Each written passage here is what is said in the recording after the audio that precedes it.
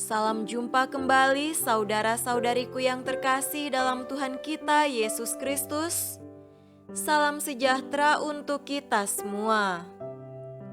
Berkat Allah yang Maha Kuasa senantiasa menyertai kita.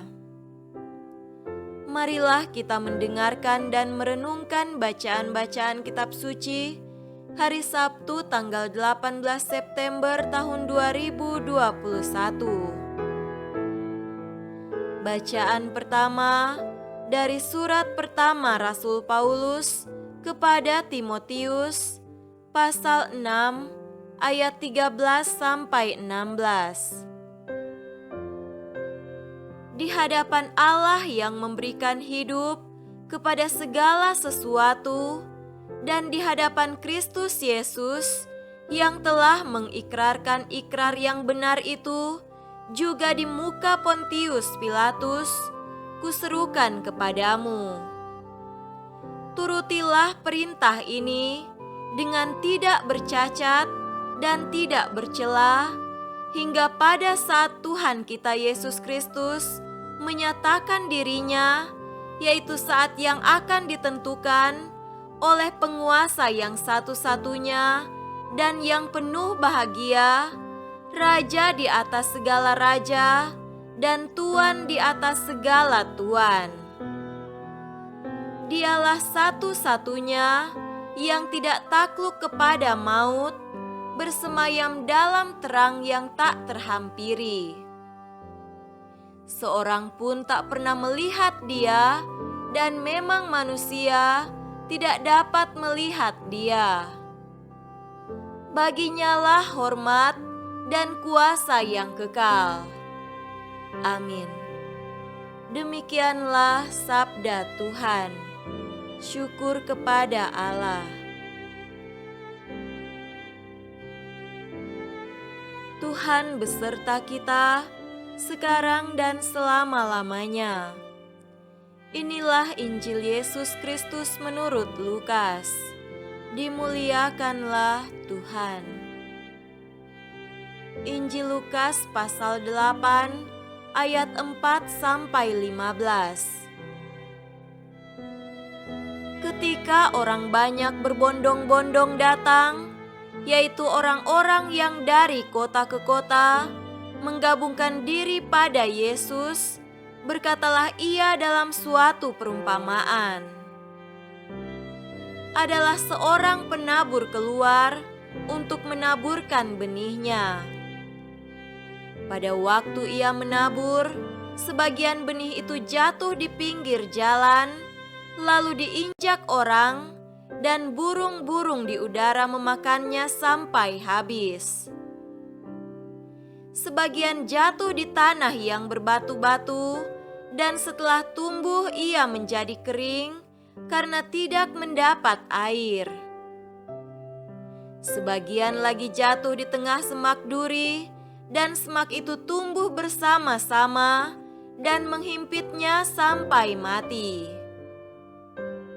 Dan sebagian jatuh di tanah yang baik, dan setelah tumbuh berbuah 100 kali lipat. Setelah berkata demikian, Yesus berseru, "Siapa mempunyai telinga untuk mendengar, hendaklah ia mendengar." Murid-muridnya bertanya kepadanya, apa maksud perumpamaan itu? Lalu ia menjawab, "Kepadamu diberi karunia untuk mengetahui rahasia kerajaan Allah, tetapi kepada orang-orang lain, hal itu diberitakan dalam perumpamaan, supaya sekalipun memandang, mereka tidak melihat, dan sekalipun mendengar, mereka tidak mengerti." Inilah arti perumpamaan itu. Benih itu ialah firman Allah. Yang jatuh di pinggir jalan itu ialah orang yang telah mendengarnya. Kemudian datanglah iblis, lalu mengambil firman itu dari dalam hati mereka, supaya mereka jangan percaya dan diselamatkan. Yang jatuh di tanah yang berbatu-batu itu ialah orang yang setelah mendengar firman itu menerimanya dengan gembira, tetapi mereka itu tidak berakar. Mereka percaya sebentar saja, dan dalam masa percobaan mereka murtad. Yang jatuh dalam semak duri ialah orang yang telah mendengar firman itu, dan dalam pertumbuhan selanjutnya mereka terhimpit oleh kekhawatiran dan kekayaan dan kenikmatan hidup, sehingga mereka tidak menghasilkan buah yang matang. Yang jatuh di tanah yang baik itu ialah orang yang setelah mendengar firman itu menyimpannya dalam hati yang baik dan mengeluarkan buah dalam ketekunan. Demikianlah Injil Tuhan. Terpujilah Kristus.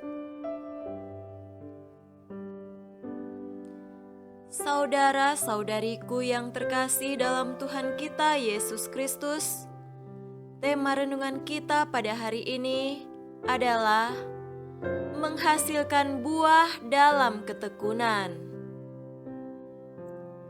Seorang anak normal bertumbuh mengikuti proses alamiah. Hal yang paling membanggakan adalah ketika anak itu belajar berjalan sampai akhirnya bisa berjalan, bahkan sampai berlari. Dalam proses ini, jatuh dan bangun adalah hal biasa, tetapi ketekunan dalam berusahalah yang membuat anak itu sukses. Saudaraku terkasih, bacaan Injil pada hari ini menampilkan Yesus yang berbicara kepada orang banyak perihal perumpamaan tentang seorang penabur benih. Tujuan menaburkan benih adalah agar benih itu menghasilkan buah. Yesus menjelaskan secara khusus arti perumpamaan ini kepada para murid-Nya, bahwa benih itu ialah firman Allah. Dan firman itu diharapkan berbuah. Pertanyaannya adalah, bagaimana supaya firman Allah itu dapat berbuah? Firman itu dapat berbuah ketika orang yang menerimanya memiliki kepercayaan. Tapi kepercayaan saja belum cukup. Kepercayaan itu mesti berakar dan kuat sehingga bisa bertahan dalam pencobaan, terutama pencobaan terkait kekhawatiran, kekayaan dan kenikmatan hidup. Yesus yang telah berpuasa selama 40 hari juga mengalami pencobaan terkait kekhawatiran akan apa yang dimakan, kekayaan, dan kekuasaan, serta kenikmatan hidup dan kenyamanan. Yesus menjelaskan perumpamaan ini kepada para murid-Nya agar mereka waspada terhadap godaan iblis yang menerpa orang-orang percaya. Yesus mengajarkan agar para murid-Nya tetap setia dalam memelihara firman Allah. Ajakan Yesus ini juga ditujukan kepada para pengikut-Nya saat ini. Godaan saat ini dapat muncul dalam aneka cara, entah melalui media sosial dan jaringan internet yang menawarkan aneka informasi dan hiburan, godaan melalui relasi dan kenikmatan hidup, serta godaan dalam bentuk kekuasaan dan kekayaan. Kita bisa saja terjebak dalam aneka godaan tersebut, sekalipun firman Allah dapat saja kita temukan melintas dalam jajaran informasi dan hiburan tersebut. Kita tetap berusaha untuk membangun komitmen dan setia, serta berakar dalam kepercayaan. Kita perlu membiasakannya dalam ketekunan agar firman Allah itu menghasilkan banyak buah. Semoga demikian. Amin.